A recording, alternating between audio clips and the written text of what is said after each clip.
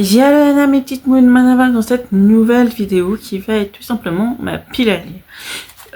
Avant, petite explication, j'ai chopé ce système chez la booktubeuse Shaila, donc c'est Shaawid Book si je me trompe pas, je vous le mets là et je vous le mets en barre d'infos. Donc elle le fait à sa manière, mais moi je l'ai adapté pour la pile à lire. En fait, elle a un bocal comme ça. Enfin, elle a un bocal, moi j'ai un mug de la collection Sisters qui va avec les trucs sur l'Écosse là, bref, avec la saga. Et en fait, elle a des petits papiers où il y a des trucs écrits genre lire un livre avec des corbeaux dessus ou comme ça. J'ai fait exactement le même système pour ma pile à lire. Ma pile à lire, mon panier littéraire, va se composer de BD, tout ça, de tout ce qui est graphique, mais que je ne vous montre pas en vidéo, que je vous montre dans mes moonvlogs, puisque en fait j'ai bien l'intention de lire au moins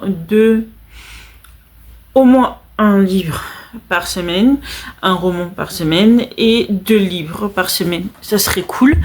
Donc, je vais piocher dans ce petit truc 8 papiers pour la première, la deuxième, la troisième et la quatrième semaine.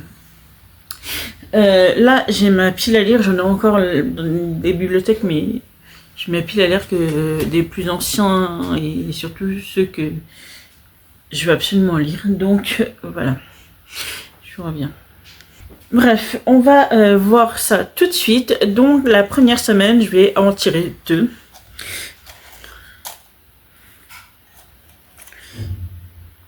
Donc, du coup, j'ai pour la première semaine, j'en ai pioché 2. Et la première semaine, c'est faire une lecture doudou. Et le deuxième, c'est lire un roman d'un auteur que vous n'avez jamais lu. Ok.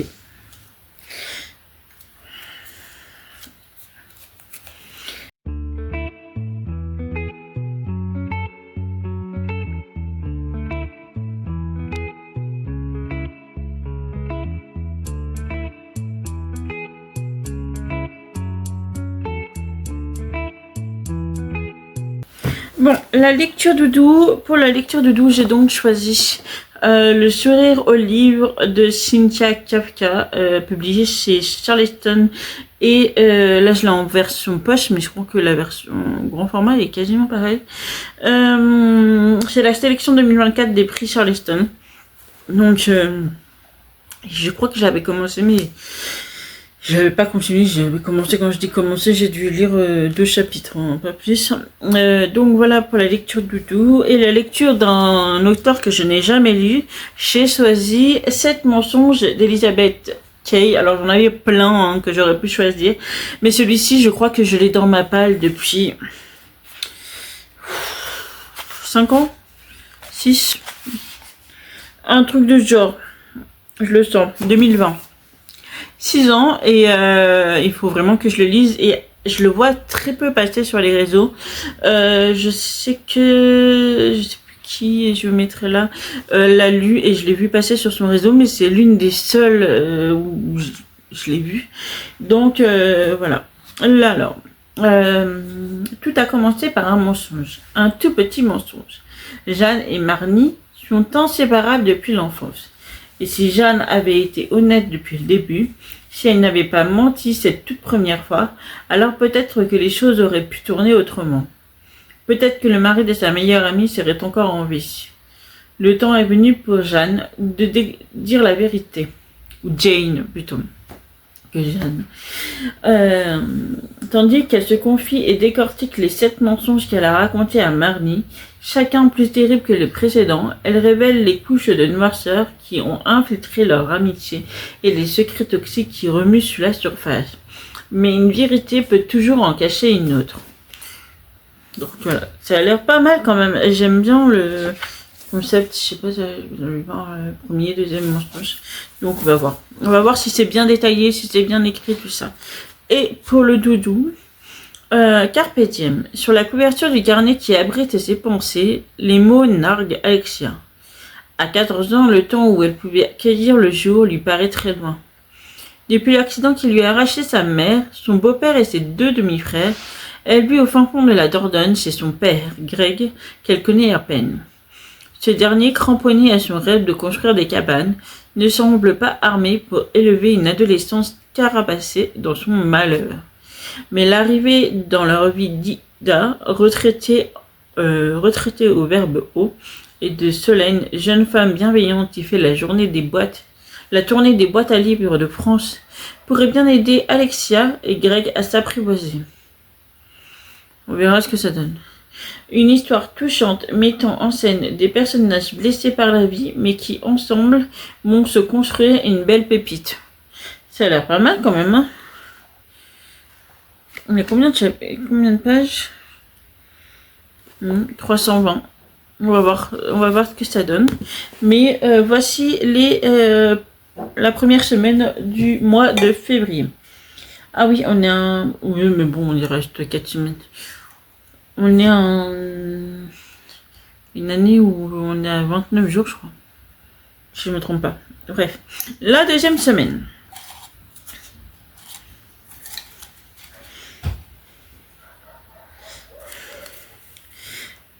Lire un roman avec de la sorcellerie. Ça, c'est plus ma came. Et lire un roman de plus de 300 pages. On va voir ça. Alors.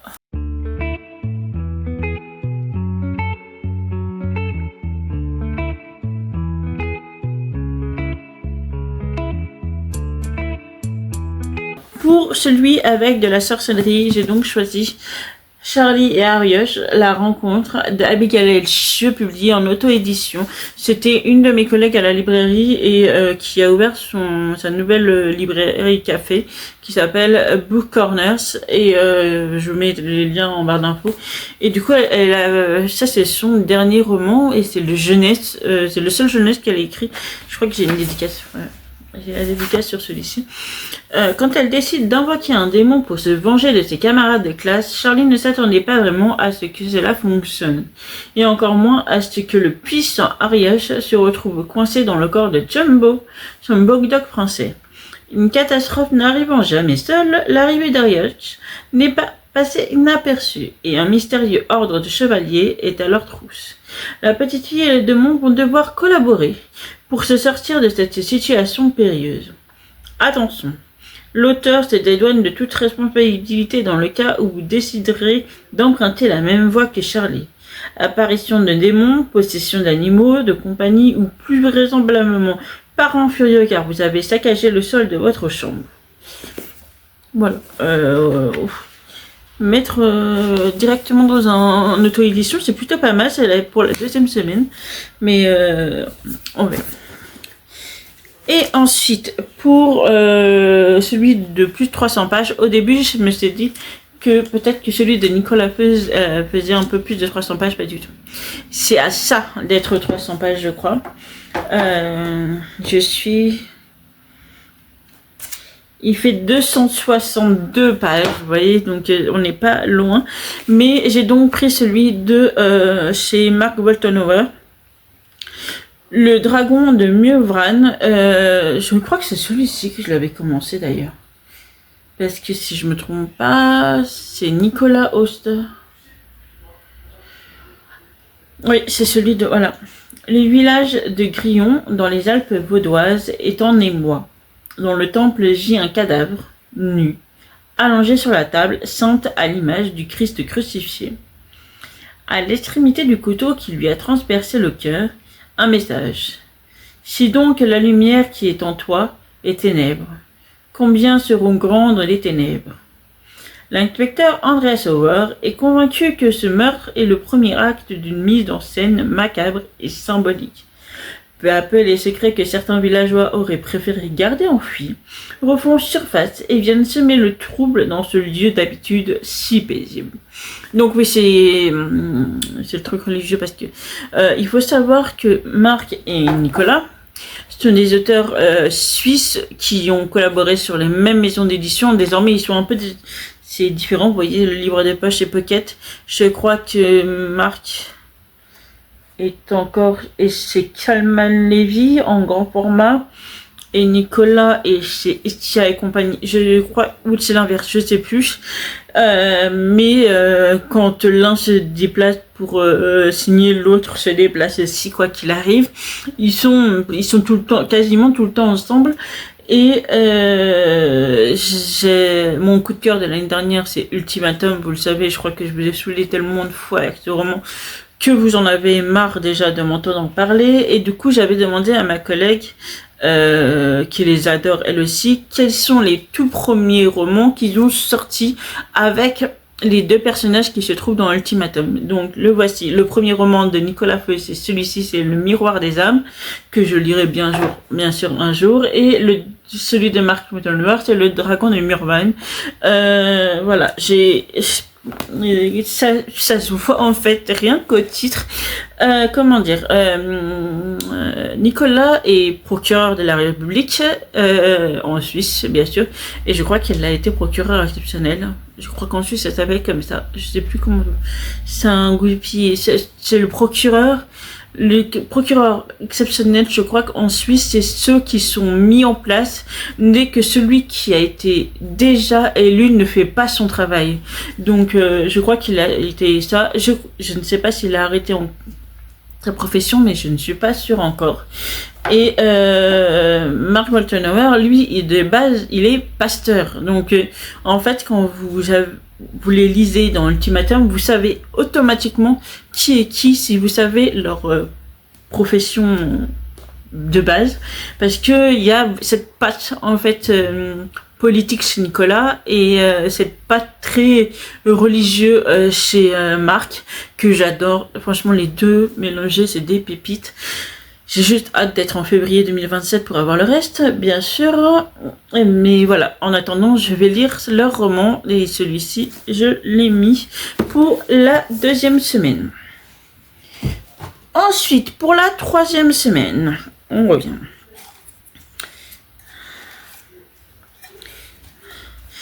Alors, la 3e semaine, lire un young adulte. Allez.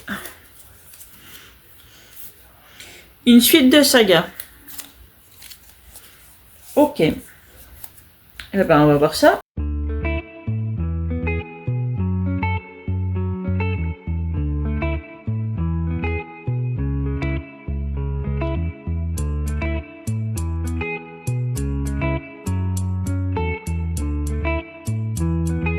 Donc, la 3e semaine, j'ai donc choisi pour le young adulte. Ça tombe bien parce que celui-ci, si vous avez vu ma pile à lire, mon panier littéraire de l'année, vous savez qu'en février, je suis censée le lire.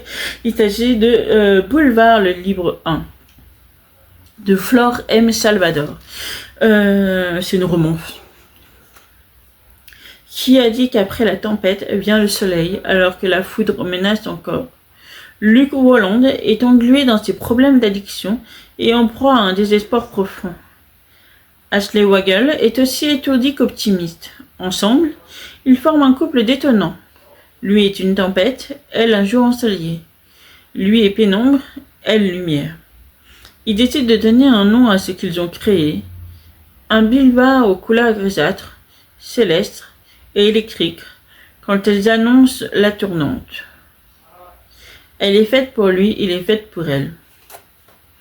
Voilà. Mais il paraît que c'est pas mal, hein. Il paraît que c'est vraiment pas mal.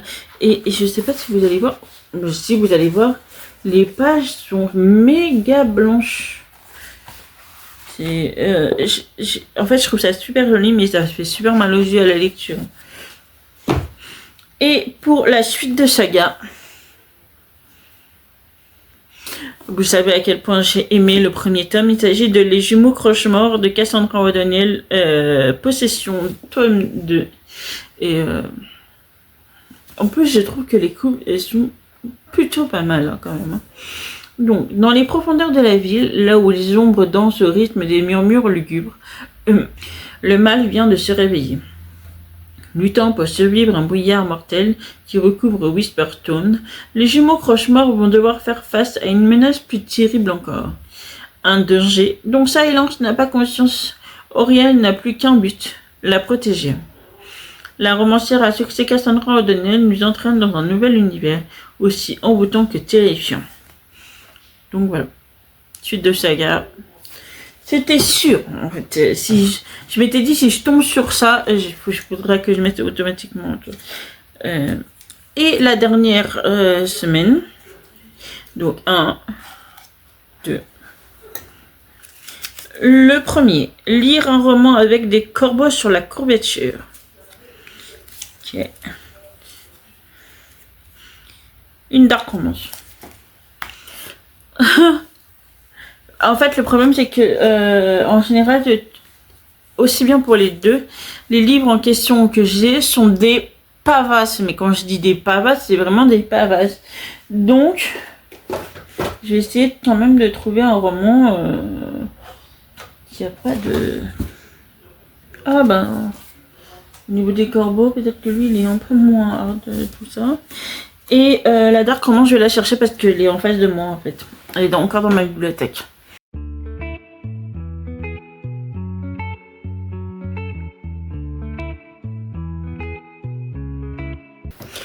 Du coup, pour le roman avec des corbeaux sur la couverture, j'ai donc choisi Celle qui parle aux corbeaux, justement, de Melissa Lukashenko, voix autochtone de chez Seuil.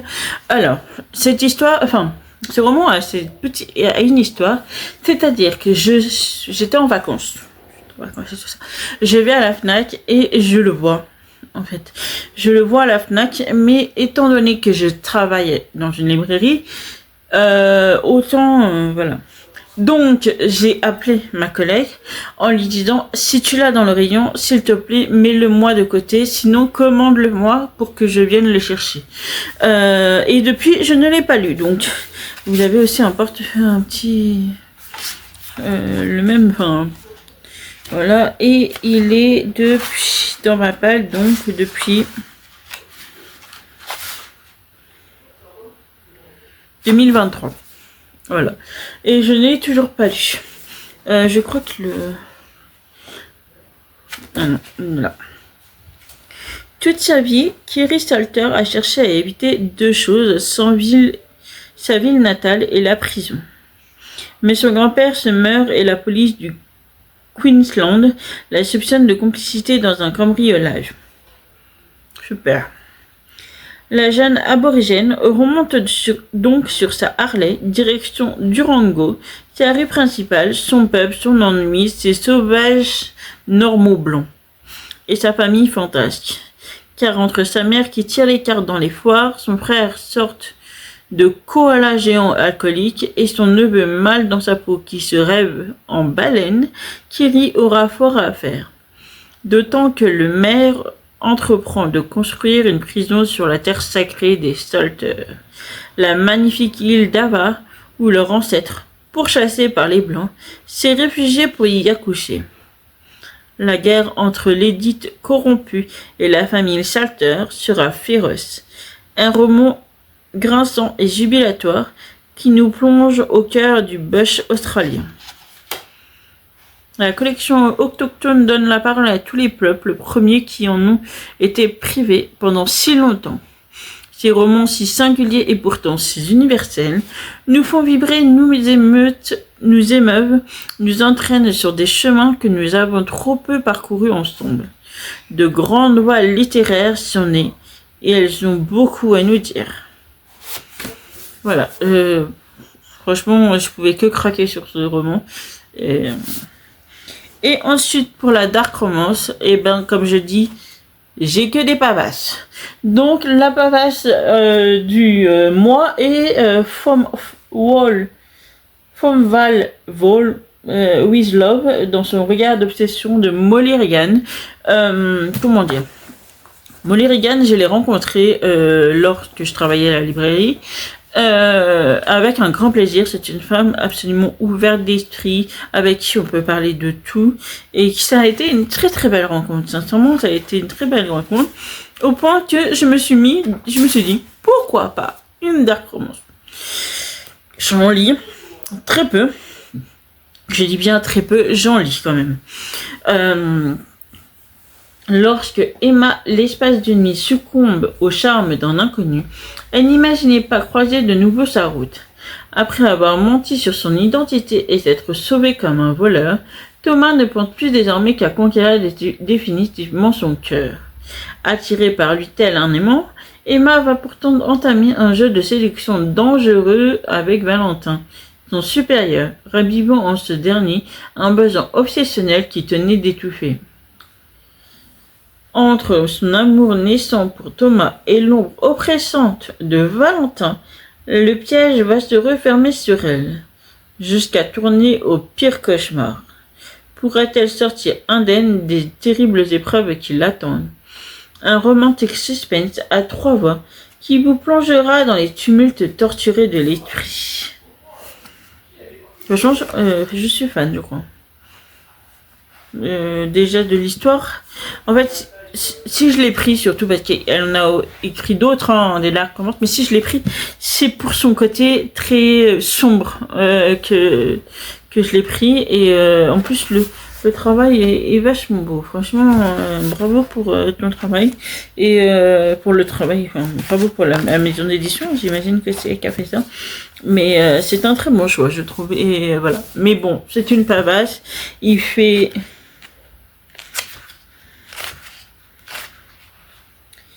600 pages. Et donc, voilà. Est-ce que j'arriverai à le lire?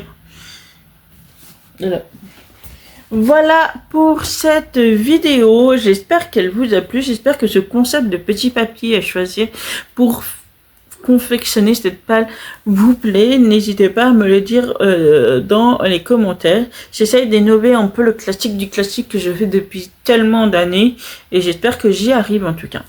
Voilà pour cette petite vidéo. Moi je vous laisse ici. Si vous avez aimé ou lu certains livres, n'hésitez pas à commenter, à mettre un petit pouce en l'air et à vous abonner à la chaîne, ça fait toujours plaisir. D'ici là, je vous souhaite une bonne journée ou soirée selon l'heure à laquelle vous la regarderez. Et surtout, un bel envol dans cette bibule. Nana!